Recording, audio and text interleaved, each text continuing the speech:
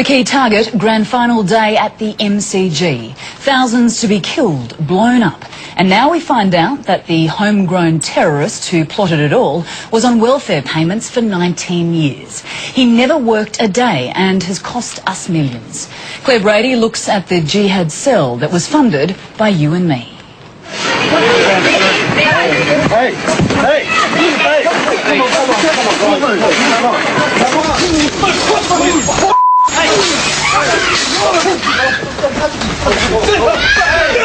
This is what they think of us, a law unto themselves outside Melbourne's courts. With charges laid, Australia was about to discover what Muslim cleric Abdul Benbrika had in store for us. Anyone who fights for the sake of Allah,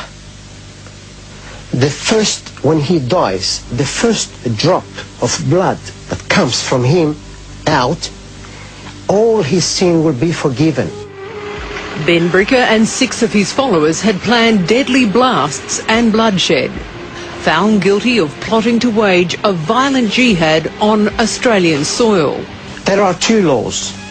There is an Australian law, there is an Islamic law. And if that wasn't bad enough, it's now been revealed that you were paying for him to plot his vicious attacks, every day making his deadly plans with your taxpayer funds. He hadn't worked in 19 years. That's around 7,000 days.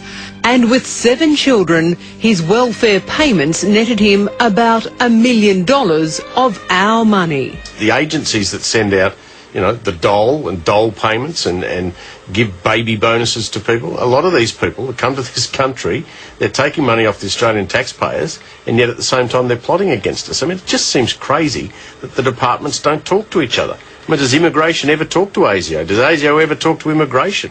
Is there not a list of these people and that overstay their visas? Radio broadcaster Steve Price let fly. I think the Australian government needs to get more serious about terrorism. They end up living off the Australian taxpayers because that's what a lot of these people do.